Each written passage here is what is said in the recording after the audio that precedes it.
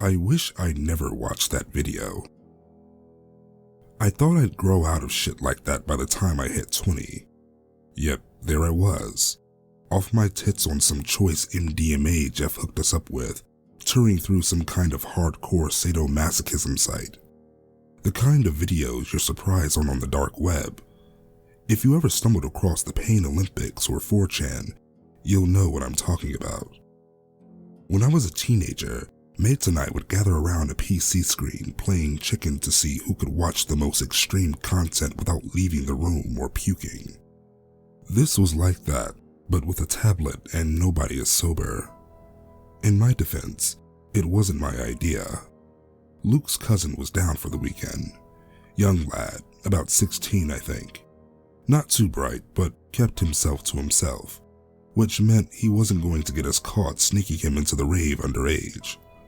As usual, afterwards we found ourselves at a flat party, and then in Luke's bedroom. It wasn't until about 4 a.m., when those who were able had sorted off to get laid, that the usual rounds of spliff and internet began. This was when Luke's cousin started suggesting weirder and weirder shit. We all thought at first that this was just the Mandy. He was young after all, and teenage desire to be seen as edgy mixed with come-down anxiety was a plausible explanation. After a while though, one of us, I was too fucked up to remember who, but I hope it wasn't me, started to entertain his suggestions. Everybody there enjoyed horror films after all. We had more than one 4 a.m. Saw or Hostel marathons after a night out. What was the harm? Soon enough, we found ourselves in the familiar group cringe and out loud oohs. There was then, of course, the unending debate over whatever macabre footage we just put ourselves through was real. We dug to the point of a woman using a kitchen knife to scalp herself, and a man pulling his own toes off with a pair of pliers, when we found it. Luke's cousin was in control by that point. We hadn't noticed how quiet he'd gotten. He'd sat there on the floor, legs crossed, leaning forward every so often to click the next video. Had this look on his face the whole time, like he was searching for something specific. He'd never skipped anything though. No matter what the video showed, he just sat back watching whatever it was, making the rest of us melodramatic, retching noises unfold. Once one video finished, he scoured the algorithm suggestion for the next. He ignored all of ours by this point, so we'd stop bothering. We were more than a few blunts into our session, and holding our focus on anything other than the rich conversation about which of the girls we knew would be a good smash was difficult. I remember him sighing disappointedly at every video he found, except for the last. When he found that one, he licked his lips, rocking slightly. He must have known. No way the creepy little fuck found it by accident. When he clicked play, we all knew this one was going to be different. I'm not sure how. Call it instinct. Something was off about it, which when you consider the kind of website we were surfing, said a lot. Before the footage started, the rest of us had been laughing and joking in a blunt smoked haze. The vibe of the room switched in less than a heartbeat. The moment sound started to seep from the tiny speaker, every chemically stimulated mind enraptured by the figure on the 12-inch tablet screen. It was a girl. Younger than us, but older than Luke's cousin. Pretty, but not in the conventional sense. I say pretty because she wasn't exactly hot. Not the kind of looks you try to buy a drink. She had a pleasantness to the eye that I can't really put in words. To describe her would make her sound plain, almost ugly. Drooping cheeks, large eyes surrounded by makeup done a little too much, lipstick ever so just the wrong shade of red, hair that had been brushed but was in obvious need of a wash. Not the sort of girl I'd give a second or third look under any other circumstance. In that smoky room, she was all I could think about. The first 2 minutes of footage was her staring at the camera in front of a gray wall. The shot was well lit and the camera was expensive. All the lines and imperfection of her face were visible. Her mic was clearly pricey too. When she finally parted her lips, the sound of them peeling apart was quite audible. The breaths between her words came through as though she were in the room with us. She talked for a whole 5 minutes before anything interesting happened. I don't know when the lads had last focused on something for that long at that time in the morning. Maybe never. Luke, Hunt, Jack, Lyle, and I all sat on the mattress and the beanbags, hypnotized by the movement of her puffed lips whispering semi-nonsense at us. She spoke a lot about necessity and excess, about evolution and optimization, deconstruction and renewal, subjects that didn't really seem to be linked to me at the time. It goes without saying I understand it all now, but then it just came across as meaningless word salad. It didn't matter. I would have listened to that face read even something as dull as the Bible for 500 years if given the chance. She said her last words and held up a potato peeler. I didn't think much of it. I was too lost in those dark eyes of hers. She asked us all to remember that everything we do is to achieve perfection. Something like that at least. The exact phrasing doesn't matter. It's the idea that counts. Perfection. The room, with the exception of Luke's cousin, jumped in unison when the footage cut to black. The switch was accompanied with a loud crash, the sound of something heavy landing on the lowest notes of a grand piano. You can try this at home. The words appeared letter by letter in a white typewriter font. Sporadic, detuned piano notes played over the scrolling text along with the muffled grunts and scraping bands of God knows what being dragged across the floor. The hair on my arm stood on end. I wasn't grinning and laughing anymore. I was still high, but barely. From the quick glances I exchanged with the rest of the lads, I could tell they were in a similar state. Everybody, except Luke's cousin, of course. He didn't look away from the screen. His eyes bulging, left one slipping into a slight twitch every time a new character of the message appeared. I happened to be watching him when the next scene started. The look of excitement disgusted me almost as much as the footage that inspired it. The camera had been moved about 10 feet away from the woman. For some reason, this didn't affect the definition of her face. The wrinkles of her top lip, the poorly concealed spot on her nostril, the blobs left over from over-generous application of eyeliner and mascara, all were just as clear as when she had been a few inches from the screen. She wasn't smiling anymore. Her drooping cheeks were slick with tears, and they wobbled in time with the trembling of her jaw. Her large eyes stared into the camera into us, pleading for help both sides of the screen knew wasn't coming. She was still holding the potato peeler next to her head. Unlike her bottom lip, her grip was steady. We could see her clothes now, too. She was wearing a skirted suit, and an expensive one at that. My plan for after uni was going into banking. I'm versed enough in tailoring to recognize quality fabric when I see it. The sobbing woman had on the uniform of the financially successful. The men stood either side of her were naked. They were each a few feet taller than her, an impressive feat, since even though she was sat down, you could tell the woman was tall. The length of her slender legs was a testament to this. The naked men were wider than her too, by a considerable margin. To say the sweating figures were morbidly obese would be an understatement. How their stubby legs supported their weight was a mystery to me. The hanging belly flap almost touched the floor. Their skin shone with grease and sweat and dirt, and were it not for the fact I knew it's impossible, I would have sworn under oath that I could smell the pungent odor of curdled milk whenever I looked at either of them for too long. The one to her left was holding a transparent bucket filled with a clear liquid that I hoped was water. To her right was a silver tray. I can't comment on what the men looked like. I couldn't see their faces through the orange shopping bags over their heads. The cheap plastic was fastened in place with about a half-dozen zip ties around each man's neck. The crinkled skin pulled so tight that the shapes of their faces were visible.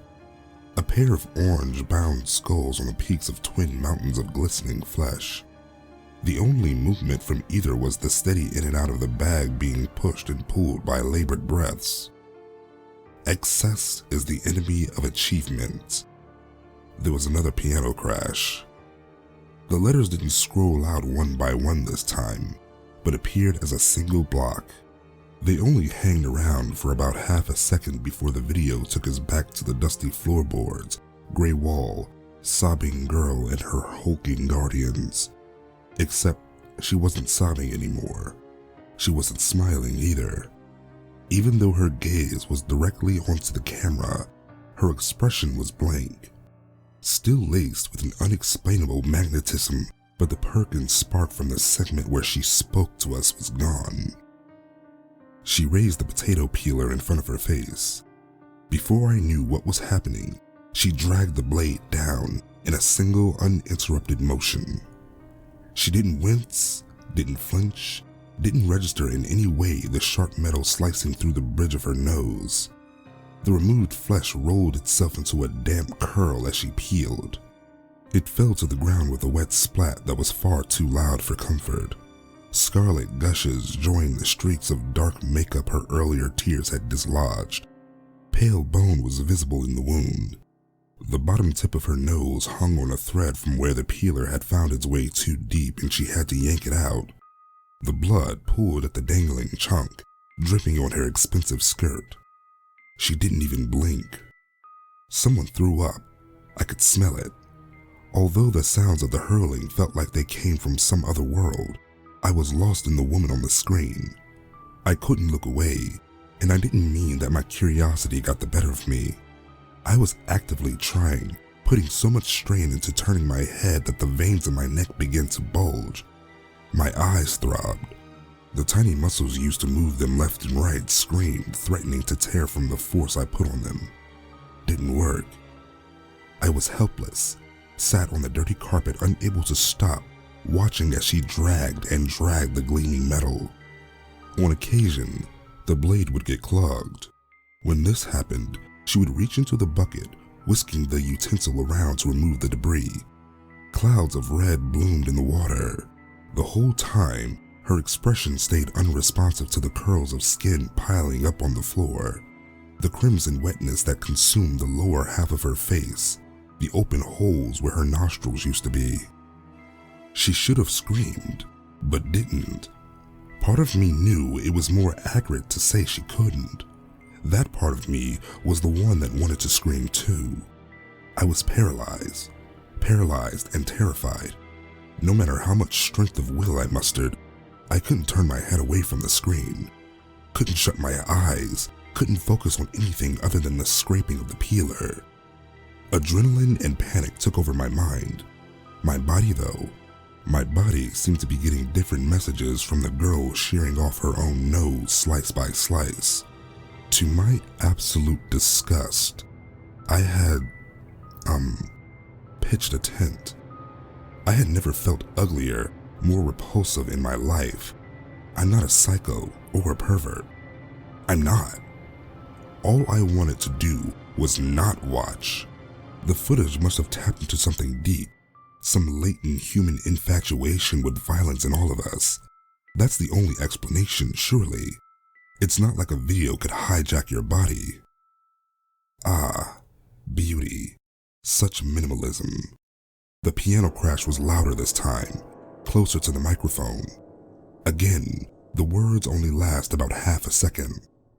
When the trio returned, the small nub of exposed bone was gone. A triangle of open flesh lay at the center of the woman's face, her nose now in wet spirals on her lap and around her feet. The cheeks were next. It was around the time the teeth started to be exposed that I hurled. The entrapment was so strong by this point, I could no longer steal quick glances at the boys, but I could hear many of them doing the same. It was a struggle to get the vomit out. I couldn't bend over far enough due to the paralysis. I had to cough it out mouthful by burning mouthful. One of them was laying on their back when the video started. I could tell by the gargled crying that it was Hunt. I felt a tear fall down my cheek, unable to look away from the woman peeling her lower jaw down to the bone as the walls behind me coughed into drowned silence. Somebody managed to get out an almost inaudible whimper. Even though my vision was blurred with tears, I could still make out the half skeleton in the video. I watched the screen, spitting up the occasional chunk of regurgitated kebab meat as the blurred figure reached to her right. The woman took two objects from the silver tray that I couldn't quite make out. The orange-headed blob next to her didn't move, but even through the watery haze I could still just about make out the steady rhythm of its breath beneath the bag. For the first time in my life, I was happy to be crying. The weakness in character put up a partial shield, blurring and censoring whatever I was about to see once the woman had positioned the objects next to her dripping half-face. You will watch. The crashing came from behind, the unseen pianist slamming on the keys only a few feet away. Something forced me to blink, and I mean that in a very literal sense. It wasn't voluntary. It wasn't a reflex. It was done on command. A command from who or what I don't know. My eyes slammed shut and were quickly wrenched open again by an indestructible and overbearing impulse. All traces of tears were gone. The video swam back into focus just in time to catch the downward swing of the hammer. Exposed jawbone swung outwards, the chisel following through and digging itself into the underside of the lolling tongue. The limp muscle fell to her throat with a wet slap, hanging there from behind the dangling jaw for all to see. The girl was calm when she placed the tools in her lap and reached up for the partially detached bone. Her expression didn't change when she tweaked it loose, discarding her own jaw on the floor with the skin peeling as though she had just picked a scab. On top of everything else, the stiffness in my jeans hadn't subsided. Were my stomach not empty, I would have vomited again, as much from self-disgust as the nightmare Luke's cousin had pulled me into. See what she gives for you. She removes all but the most necessary features. The unseen pianist was closer now, but what concentration I still had was focused on Luke's cousin. I could just about see him out of the corner of my eye. He was blinking. I noticed that straight away because I couldn't unless ordered to. Laying on the floor less than 10 inches from the screen, his young face was illuminated by a ghostly blue by the light from the tablet. I couldn't pull my attention on him much. The video wouldn't allow it. But I could have sworn he managed to shoot the occasional gleeful glance at the rest of us. I was able to notice him enough to see how his wide grin didn't falter, how the joy in his adolescent eyes didn't fade as the woman on the screen reached towards her own with a steel ice cream scoop. My own eyes burned with each steady flick of the woman's wrist. My eyelids howled at me, fighting a losing war to close themselves, trying even though it was hopeless to shield my mind from the sight of those bloodied, once white orbs plopping to the ground. I had to cough down empty heaves when the second one rolled towards the camera, the fading pupil locked on my own. It was judging me, and I knew why. The reason I nearly choked on my own vomit wasn't just because of the footage, though. The disgust was far more at my own body than anything the video forced me to watch the girl do to hers. I could feel the wetness in my boxers the moment that first eye squelched on the floorboards. Every spasm haunted me, every muscular convulsion scarring me for life. Outside of the nightmare, before it I had earned the half-joking nickname, the Big Shagger on campus. I'd never hated myself for it before now. It wasn't until the girl started removing the skin of her brow like a face mask that the twitching stopped. My brain must have worked out that shutting my eyes wasn't going to happen. My extremities went numb. The heavy knot in my stomach became a rising lightness, an unpleasant floating sensation that nights of being blackout drunk had left me all too familiar with. The room spun one way, my insides another. The space behind my eyes prickled. I could feel myself slipping into a blissful unconsciousness. I urged the process on. I was desperate to be out of the nightmare, and if passing out was the only way, then so be it. The hand had other ideas. She obliges, she obeys, she complies. This is all for you. I could feel the clammy grip on the back of my head. The fingers worked their way through my hair, pulling and tugging to make sure I had no respite from my own depraved nature. Every time my head lulled forwards, it would be wrenched back. The fog of unconsciousness fanned away again and again. I could hear sobs and whimpers from every direction that is except where Luke's cousin sat. I could feel his grin, the cracks of his laughter flecking my wet face. The hanging smoke in the air, that stodgy scent of cheap weed and even cheaper cigarettes grew thicker by the second. It snaked through my mouth and nostrils, coating the inside of my lungs with heavy phlegm that left my breathing like that of a drowning man. I gagged for a final time, blood and bile spewing into the already vomit-sodden carpet. Perfection. The crashing in my ear canal timed itself perfectly with the moment the woman grasped her own hair and pulled. The scalp came clean off, the fluid motion leaving a glistening skull caked in chunks of red and purple. The text came just as my brain had time to process the final masterpiece. The girl stood tall, proud even, with 2 sweating mountains of fat either side of her, the plastic of the bags on their heads still moving with that slow in-and-out rhythm. The floorboards they stood on were awash with blood, a pile of fleshy curls at the woman's high heels, a single eye staring at the camera on top of it. Perfection. The word sliced through the crystal image. My dick recoiled the instant it was cut off from the shaved half-face. To my shock and self-hatred, I was wincing from the sudden removal of the eyeless stare, the tongue lolling free on a jawless neck. My head swam, joints ached, eyes burned. Yet, through the taste of vomit and having of raw lungs, only one thought crossed my mind. Perfection. As soon as I could move, I didn't hesitate. I heard shouting behind me as I slammed the door, Luke and his cousin at each other, Lyle calling Hunt's name over and over, Jack screeching incomprehensible gibberish. I didn't care. I booked it from Luke's room and out into the hallway without looking back. I don't really remember the journey to my end of the building very well. I remember taking off my clothes as I ran, throwing the vomit-crusted t-shirt and soaked pants into the corridor.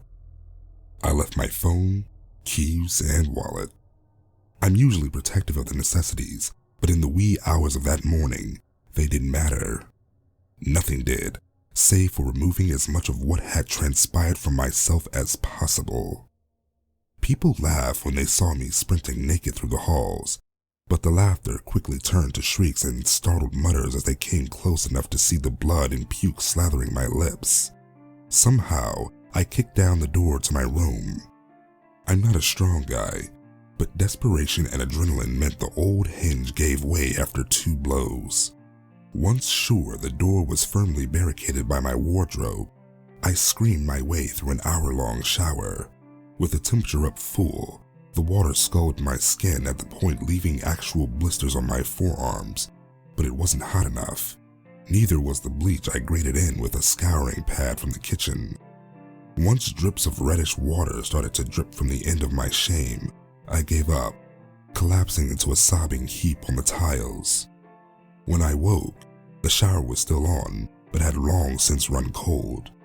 I dragged myself into my bedroom, glad that the curtains were still closed. Once I remembered that I had lost my phone, my laptop informed me that it was 5:30. I'd slept for about 13 hours. Usually I don't dream after a session. The spliffs and lines take care of that. But on the tiled floor, my dreams had been vivid, more lucid than I ever experienced. Perfection. The word rang and regurgitated over and over in real time, over half a day of formless contemplation of the meaning behind the word of revelatory film has instilled within me. Perfection. I checked Facebook and awoke to a horde of messages. The lads had been busy whilst I slept. Luke had killed his cousin. About 10 minutes after I had gone, the argument turned into a fistfight. Although from Lyle's punctuation-free 1,000-word-long message, I can tell it was less of a fight and more of a murder. Before Lyle knew what to do, Luke had grabbed his cousin's head, smashing the grinning face into a mirror over and over again until the nose was flat and shards of glass found their way through eyelids and into gray matter. Hunt had choked on his own vomit, but that's no surprise. After killing his cousin, Luke tried to rope Lyle and Jack into helping him roll up both bodies in a duvet to dump somewhere. When Lyle refused, Luke had gone at him with a shard of glass. Jack was in no state to do anything, so Lyle grabbed him and they both legged it. The status update at the top of my news feed let me know what happened to Luke once they'd gone. Charlotte, Luke's flatmate, was going to need therapy for a long time, maybe forever. She was never one to shy away from details of her grievance online, and this time was no different. Her recollection of events would have been harrowing had it not been for my awakening. Upon barging through his door to investigate strange noises, she had found Luke, naked, kneeling on two face-down bodies. I imagined she didn't stick around long enough to find out who they were, or she had been told not to by the police she later mentioned had arrived, but I knew. He was laughing, crying, screaming, every emotion it was possible to feel. A shrieking monster surrounded by the dead and shards of bloodied mirror. That part would only disturb Charlotte. The part that would give her recurring nightmares of what should have been a normal morning was what he clenched in his hands and mouth. 3 sets of severed male genitals. Judging by her capitalized paragraph, Luke had a large wound between his legs that confirmed one of them was his own. Perfection. Flicking my eyes back to the message told me things hadn't gone much better in Jack and Lyle's flat. They lived on the 7th floor, a fact that Lyle wasn't quick enough to stop Jack exploiting. To prevent exactly what Jack had been planning, the large windows only opened a few inches. Lyle heard the glass smash, but was only able to kick the door through in time to catch the sight of Jack's ankles disappearing beyond the sill. By the time Lyle reached the window, Jack was a red crater on the concrete. A quick glance outside my curtain showed me at least 6 pairs of flashing lights. The dorm supervisor was talking to a police officer, pointing up at my window. I knew what I had to do, but didn't have long to do it. Perfection. Lyle's message had ended there. There was no further communication from him, but I didn't need any. Lyle was smart. He would be doing the same as myself, I imagine. Maybe he already has. There was a couple of ambulances outside too, and they don't take away the dead in ambulances. Or maybe they do. I'd never been around a dead body before last night, so I'm not exactly what you call an expert. Something in my gut told me that Lyle was in one of them. I could sense him, awakened mind to awakened mind. I could see him sat in that ambulance, the paramedics shrieking, his head free of the unnecessary baggage that would have allowed him to see their frantic tear-stained faces. Not long now, Lyle. I'll be with you soon. Perfection. I made sure to add the bed to the wardrobe when resealing my bedroom door behind me. I needed time, a resource that the hammering on the door to the flat beyond the barricade told me I didn't have. I could hear somebody shouting my name, a deep male voice, human in a way that I soon would not be. Perfection. I grasped the potato peeler in my hand. My palms were sweating, but not from nerves. It was anticipation. No, not anticipation. Excitement. The same excitement I used to feel in that moment where a girl throws you down on her bed and unhooks her bra. The plastic pressed into my fingers felt realer than any woman I'd ever touched. I gazed at myself in the mirror, bloodshot eyes, a hooked nose, lips dried out from too many cigarettes and late nights. All of it holding me back, all of it clouding my vision for so long. I didn't wince as the peeler made its first incision. I'm so glad I watched that fucking video. Perfection.